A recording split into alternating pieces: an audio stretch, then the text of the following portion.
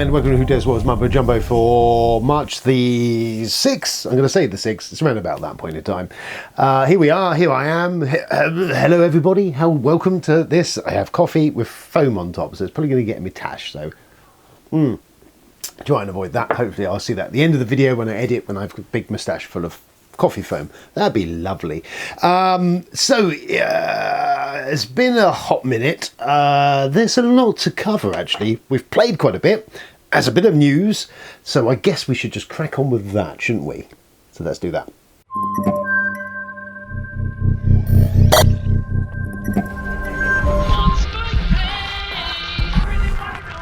Played.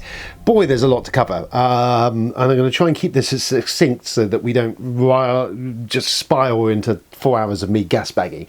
So, I got Dead of Winter back to the table, which was one of my plans a couple of weeks back. We got it to the table, had a play of it, 4-player on Friday night. Always a firm favourite of mine. I discussed it, I think, before. The 10-year birthday of Who Dares Wells. This was in 2014, was the highest rated game. I said it was my game of 2014. So it was nice to revisit it to see if it holds up very well. In short, I think it does. I still very much enjoy what it's doing. What was glaring this time out, and if you're not aware of Dead of Winter, very quickly, it is essentially you surviving in kind of an outpost in the Canadian wilderness with a bunch of various characters, all randomised at the start of the game, and you're trying to kind of this war of mine-ish, keep the colony ticking over and people fed and dealing with the general minutiae of trying to survive generally, and then on top of all that you're going out ferreting for supplies and dealing with the undead threat. But the bigger issue amongst all this is there's potential for a hidden traitor amongst your group, and everyone has their own personal agendas that they're trying to fulfill to win the game. You have to complete the main game objective and your own personal objective to win the game, and a lot of that will involve around you hoarding supplies and items for yourself. So it kind of sets everyone up to be at this kind of trying to win the game, but also kind of covet what you need. So it's kind of a meaty, hearty stew of potential social deduction-y clash of personalities and all that sort of stuff. Lovely. So anyway, one thing that I remember when this first came out, I got a lot of some shit critique for, was the abstraction of the passing of items between yourself. When people are off-site economy, can still trade goods and stuff and all that. That is there. That did become actually really evident to me when we were playing this time. I could still hand wave it because at the end of the day, okay, mechanically it's a little bit clunky, but I'll hand wave it. I still think the art design and all that is standing for it. Though I always remember playing this and thinking this was a big, involved, massive sort of game on the table. Really, actually, when you get it all out and lay it all out, there's not a lot to this. Especially the base game. Other than that, art design, all that aesthetics, wonderful, still very good. I like the strategy of what you're doing. We played a quick game of it, and I do want to revisit this game and get it back again. Robbie was actually a traitor in this, and we ended up kicking him out of the camp because of his shenanigans, and ultimately we failed miserably because we just failed miserably. But nice to revisit. It does still hold up pretty well, although I need to revisit again to really kind of get my teeth into it, and I play a longer game of it. But I still have a firm favourite of Dead of Winter in my vote. It looks gorgeous. It's an interesting take on the zombie genre, and I think it does a very good job of taking the Romero style of the humans are the problem, not the zombies, and kind of thematically throwing that out into the game. That was my laptop making a noise. Hopefully it doesn't do that for the rest of the evening. So that's that, Dead of Winter. Then we played a couple of double headers of Mission Red Planet and Brian Buru, two sort of shorter games that I wanted to get to the table and pick up. I recently saw decent prices on, and not being able to contain myself, pick them up. So two different games. Mission Red Planet is an oldie and a goldie. Basic idea of it is you're all astronauts or teams of astronauts trying to get to Mars to stake your claim on various resources on the planet. Every round there is a set of spaceships that are randomly dealt out of a deck of cards that you are putting your astronauts in. And like Libertalia, you have a set of 9 cards, numbered 9 down to 1, that all have different abilities that will manipulate the astronauts on the spaceships or the astronauts on the Mars or some other variation on that. And you essentially, every round as you play one of these cards, pre-program it out in front of you, someone counts down from 9 down to 1, and then when the number of your card comes up and called, it activates, and then you do the thing that it does. Sometimes, if you're too late to the game or too late to the party, ships have gone, or you can't fulfill all the requirements of it. So it's kind of like push your luck and gambling as to when's the best time to optimise your moves and what do you do. Plays over 10 rounds, moves quite quickly once you're playing it, and is a lot of fun. I took it to the Fridays and the Sundays and with a couple of games each night, and it's gone down very well. And I think, as I've said, you could nail that down in a 5 or 6 player game, or a 4 player game, in under an hour. I think once everyone knows what they're doing, and it kind of fulfills that sweet spot of a kind of quick filler-ish with a bit more meat to it, but with some thought and some nice ideas and mechanisms going on in there that's enough to kind of give you something to think about, but not too much. And definitely would play really well to muggles, I think. I'd say this was an oldie and a goldie, and I think it still stands up really well. But I think Bruno, I think it was Bruno designed it. I can't remember. I'll make Bruno! Anyway, that. And then Brian Brewer from Pierre Sylvester, The King's Dead, I think is one of the big ones he designed. This is a trick-taking game, area control. So you are playing tricks to take areas of control on the map, and each of the cards has options at the top. If you win the trick, you'll get an ability at the top, which does something on the board. Or if you lose a trick, you get abilities that are on the card. Maybe sometimes lesser, sometimes stronger. And it's this manipulation of trying to work out how best to use those cards to kind of give you area majority and control on this board, and dealing with Vikings attacking and other options where there's bonus points to be got. I really enjoyed what that's doing. Friday we played it. Bob wasn't that engaged with it. Everyone else did seem to get it. There's the first play. We played it again on the Sundays, and again, it generally seems to have gone down well. I'm quite intrigued to play it again. A few of the others are as well. So it's one I do want to revisit, because I think once you understand, initially it's kind of like, oh, there's a lot going on, a lot of iconography, but after the first round of play, it actually, if you played a few, it becomes relatively straightforward to kind of grok and play, and I really enjoyed that. Oh, blimey, this is a whistle-stop tour, isn't it? On top of that, we played the Climbers. Ben brought, like the Climbers, it's okay. I'm not going to go into too deep into the Climbers. It's fairly simple sort of cube. Anyway, forget about it. Dune Imperium Uprising, we got a second game of that in last Sunday. Mixed the races, the factions up. I had the Princess Florence Pugh. I had her anyway. Obviously, Dune 2 is now at the cinemas, so I need to go and see that. But was intrigued by that. I do think, I said previously, that Uprising feels like very much a complete package for starters in that box, and it's like a revised 2.0 of Dune Imperium. And I think in some ways it might actually, as a base game, be a stronger, a better deal in regards to what it's doing, and a bit more thinky. It's definitely more thinky than the base game Dune Imperium. And I like some of what the changes are, and the sandworms are a real big sort of power move in that game. We played, to say, a second game of this. Tony absolutely wiped the floor with everyone. He was way ahead of everyone else, using the worms tactic. I think, remember, if you win a fight with a worm, you double your rewards. And I know he and Jamie both made quite good on that, but Tony was racing ahead of us. Me and Robbie were left way behind. I love Dune Imperium. I love the theme of it. I do love Dune. I really think Uprising is a solid addition to the Dune Imperium thing. If you don't own either of them, I would say, if you're competent board game lover and player of fair few board games, then maybe miss Dune Imperium and just go straight to Uprising, because as a complete package, I think it's a solid deal, and it's got some more thinking involved. It's more refined, but there's a lot more kind of engine to build, and it's different. It's a different beast. Either or is great by me. I do like them all, but I'm really enjoying the Uprising, and I'm sure we'll play some more of that, and I'm sure I will report back with that. Taking a breath for pause. And that would have been it. Except last night Ben brought round Ark Nov, which is a game myself, Ben and Tony have all discussed at various points, of the prospect of liking the idea of it. Essentially, my understanding was it was Terraforming Mars with animals. Ben showed me it the other week because he picked it up, and I looked at it and I was surprised to see, oh, actually there's a bit more going on to this, and there is. So we played a 2-player game last night of it, more so that we can get our heads straight on the mechanisms of the game, of what it's doing and how it flows, so that when we present it on the Friday, it is only Bob and Robbie we need to kind of get up to speed on it, and me and Ben kind of, we're fairly confident on what we're doing.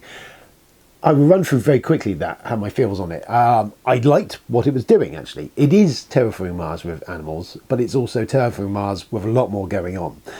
You've got the base idea of the tableau building of cards you're drafting or gaining from a supply or into your hands every round. And playing the cards out will give you icons, which allow you then to play subsequent cards out. And there's different cards. There's blue cards, which I can't remember the sponsors, I think, which have like maybe ongoing effects or in the game point rewarding. In addition to that, as opposed to Mars where you're playing on a shared board, everyone has their individual board in front of them of their park that they're building enclosures on, filling out to pop the animals in that they're doing, and the size of the enclosures, the size the animal fits into it, yada yada yada. You have a whole economy track that you're tracking money and popularity of your park on as well, and whenever both points cross, then the game end is triggered. And that's kind of slow burn on that, I found, when suddenly, as the game sort of progresses to the mid to late half, can suddenly really rocket along. And yeah, I liked all of what it's doing. But on top of all of that, it has this mechanism. In front of everyone, you have a set of 5 cards, all the same, that all give you different actions you can take. And you move these up this track of 1 to 5, and depending where it is in the track of 1 to 5, the dogs at the door, is the strength of that card when you play it. You can also flip them over to give you even bigger perk on them by doing other things during the game. And it's an interesting mechanism of you kind of have to balance out when you pick the actions to either play cards out or gain cards or build facilities in your base or do something else. It's a choice. I'm going to have to let him in because he's just going to keep knocking at the door because it's a pain in the arse. Come on then, quickly. You're chucked. If it's not the boy, it's you. Hello. Right. Yes. You good boy, aren't you? Yes. Very nice to see you. Where were we? So yeah, you're picking these cards. All right. Good boy. You're picking these cards, and it's kind of, you need to work out your strategy of when you want to play these cards, because every time you play a card, it then resets back to the one spot, and then will slowly climb its way back up as you shuffle other cards out. And the issue is some of these cards are related to other actions, to meeples you can place or other stuff, so you can get in a position of where you can't play those cards higher to clear them out, because you haven't got the facility to do it. And at certain points you take breaks or other actions which with another marker along, which essentially when it reaches a certain point it triggers an income track, whereupon you get all your stuff back and you get some money and you get some other stuff, and then you can kind of get going again. So yes, if that makes any sense, I think it does. As I say, it is Terraforming Mars, but with a whole other layer of complexity on top. It's a lot heavier than I initially thought it was, although by the time we finished the game we were playing, I had already kind of got an idea of how it flowed, and actually once you understand what you're doing and using the cards, it's relatively straightforward. I think the complexity comes obviously from the different cards that are coming out, and there's a big stack of cards. So it again falls into the area of things like Tapestry or Expeditions or even Terraforming Mars, where your game is very much dependent on those cards you draw. You're going to have to constantly be pivoting on, well, what do I do now? I haven't got the cards, maybe I want to do this, but I've got these cards, maybe I need to pivot my strategy to doing this. So yes, I really enjoyed it. First play, I'm very fascinated to play it again. I am also equally terrified at the prospect of, number one, Robbie will do this game because he does tend to sometimes overthink things, and Tony, I know, is a really big, likes the idea of the game, and he's been kind of on the fence sitting around picking it up.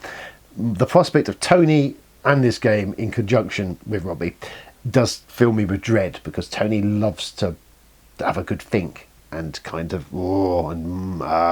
and there's lots of opportunity to kind of for that to happen. However, I dig what it did. I can now appreciate why it was as popular as it is, and I presume still continues to be as popular. I think if I didn't have Terraforming Mars and I wasn't deeply into that hole at the moment, I would be something that I'd like the prospect of this as being the meteor prospect to that. I don't know if there's room in my world for both of them.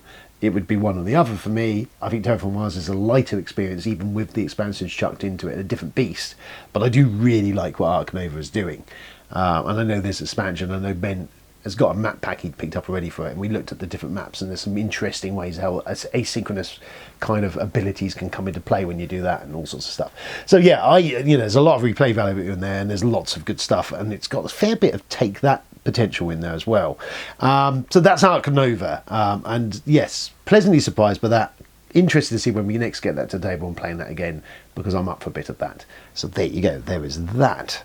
And then I think we'll do some news. I'll do some news, but I'm going to check something. So just hold that thought.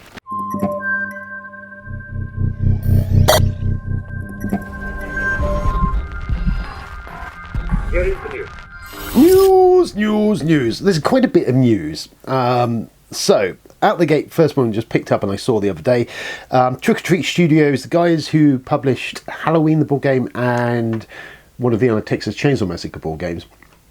They do lines of like Halloween figures and other stuff in addition to this, but they now get into the board game sector. They are running a Kickstarter of House of Thousand Corpses board game.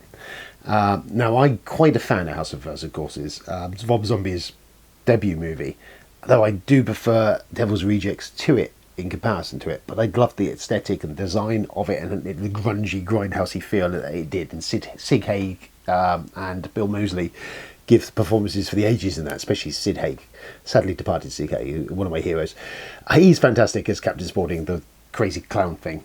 It aesthetically looks kind of cool. I'm not entirely sure how the game would play out, and I'm definitely not willing to take a punt on Kickstarter for it, if I'm honest with you. I like the idea of the games they've done. I really like the idea of the Halloween game.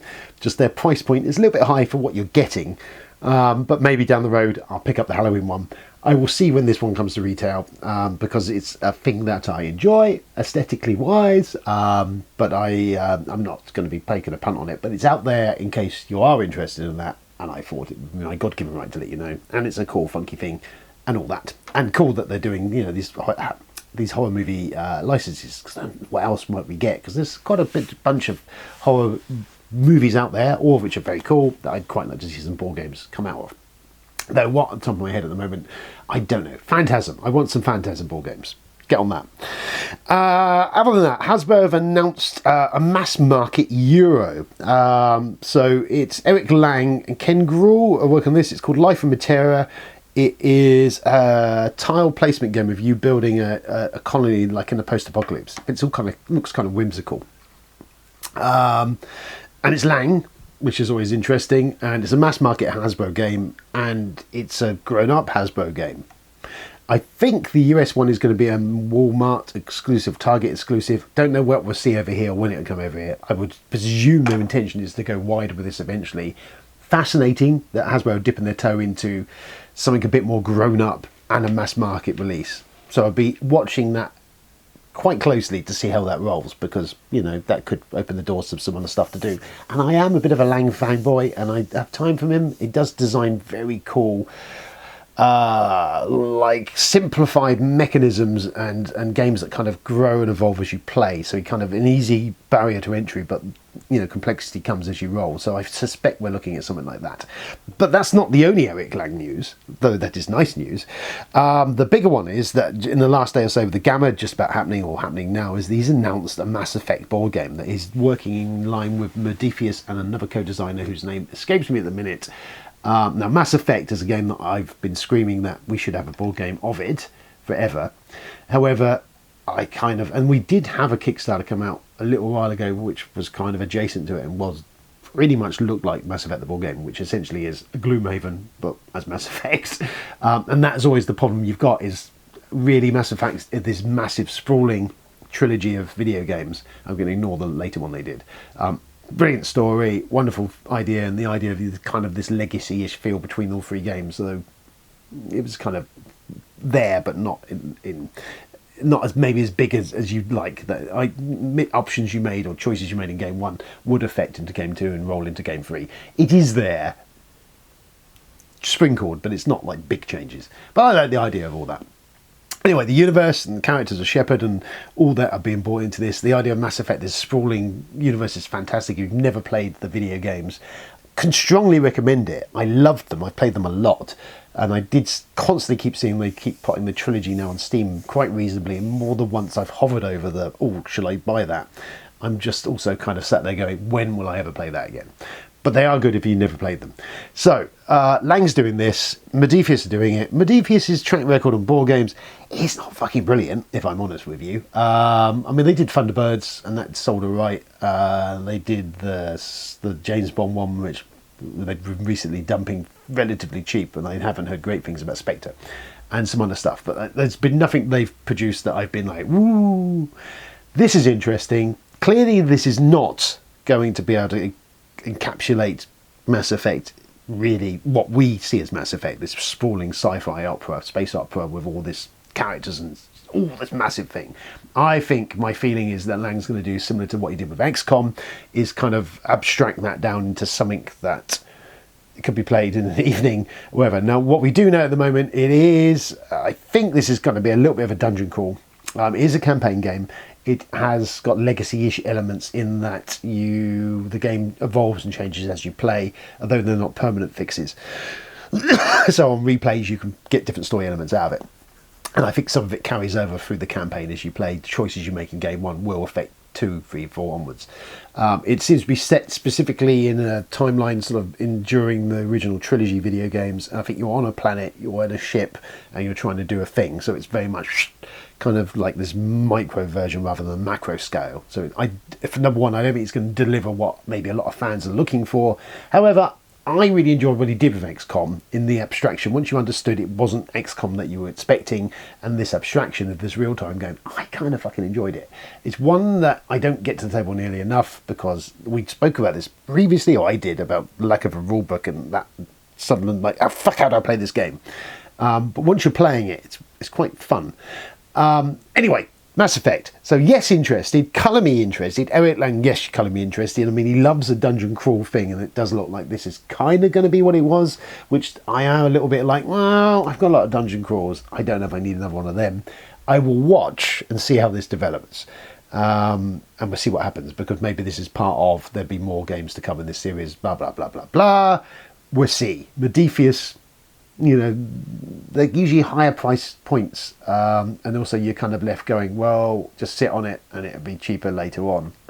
But yeah, I am interested. I think ultimately this is going to disappoint a lot of Mass Effect fans, because I don't think it's going to deliver the game that the Mass Effect fan base actually want, because it probably can't without a massive fucking huge box. And then, to be honest with you, just play the fucking video game. But yeah, Mass Effect. Interested. We shall see how that pans out. Other than that, Awaken Realms have announced Grim Coven, which is a boss battler with some serious Bloodborne vibes. That's something they're going to be crowdfunding later this year. I don't have a boss battler in my collection, and I do love the things like the Souls games and Bloodborne and all that, but I don't actually physically own something that a board game equivalent of that, and I quite like the idea of it, and there's been variations of it, like Kingdom Death Monster. Obviously Bloodborne and Dark Souls have had their own board games to various successes, so we'll see. But I'll watch and see. I've still got a few payments to run on my Nemesis, not Lockdown, whatever it was, Reckoning or what the fuck it was. That's still running, so I'm not doing anything else until I've cleared the balance of my outstanding payments and all that sort of shit. But I colour me vaguely interested. And that is the news that is fit to print that I'm aware of. I appreciate I've been talking 10 to a dozen racing for this, but there we go. That's the nature of this beast. Other than that, what else have I been doing on? Not a lot. I've been watching, there's Apple have been offering a 2-month subscription. If you go and look on the internet, there is a 2-month subscription, free subscription for Apple. I suggest you do get on that, because Apple have got some really good shows.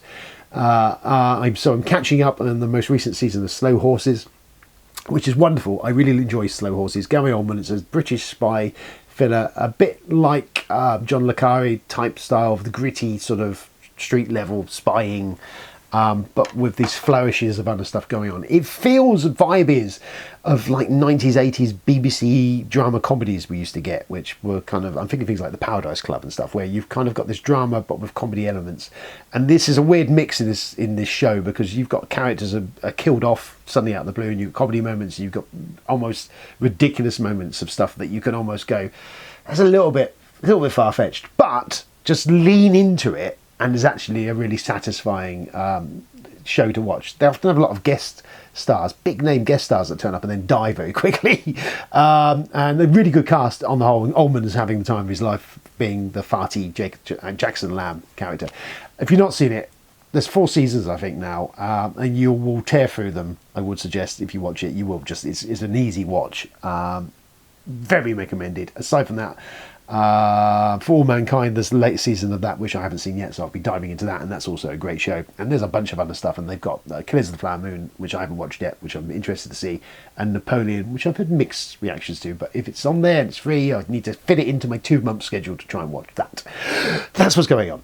Game of Thrones were the last 2 episodes to go of that. Really enjoying that, although, yes, you know, we've covered all that anyway. I've been reading England Screaming, getting into that, which is the book which kind of creates and ties together a Hammerverse, I shall say, all British independent movies and British movies from the 70s, 80s and up to 90s, all kind of doing this heavy lifting to try and create this MCU version universe for it. And some of that has been pretty fascinating to read, how he's threading, I think Sean Hogan's the writer, how it's threading all this through. And initially it was a bit of a harder start to read. In fact, I've got it here because I took it with me to work. Never read it, but as I'm talking about it, and as I suddenly remembered, it's in my backpack here. Here we go. This book, got it for I think it was my birthday. Son number 1 got it for me. I'm about halfway through.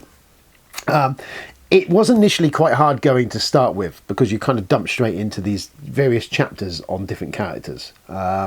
And initially it's a little bit like, okay, but as you get into the book, it starts threading characters and timelines and stuff for all these different movies, and you get like little nods and acknowledgements to other characters and other movies in the chapters for other characters, and it's sort of threading together this shared universe between Damien Thorne and John Moeller from The Medusa Touch and Dracula and all this stuff. And if you're a fan of that stuff, I'm quite enjoying what it's doing. It's completely massively big nerdery going on, and you very much need to know your 70s, 80s horror, British horror specifically, to really get the most out of this, because there's some deep cuts in here of stuff that in throwaway lines and stuff, and unless you really know that broad reaching of all that stuff, some of it may just fall past you. But if you're into all that and that's all your thing, I'm quite enjoying that. And he has done an Americanized version of this similarly, but set in America with American characters. I've not got around to that yet. I will look at it later.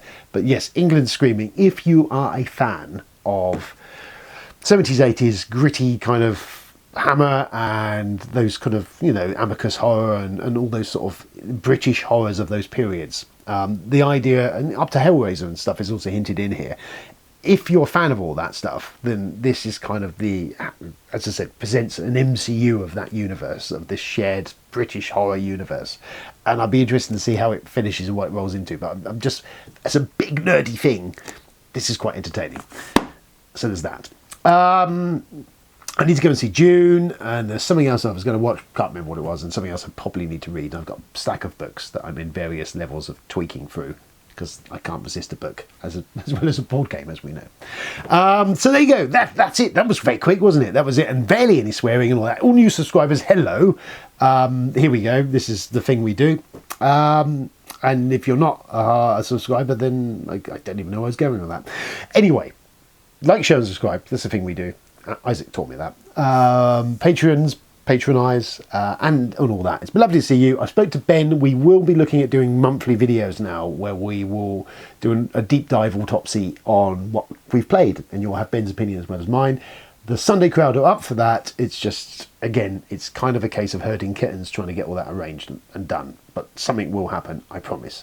And that is that. Haha.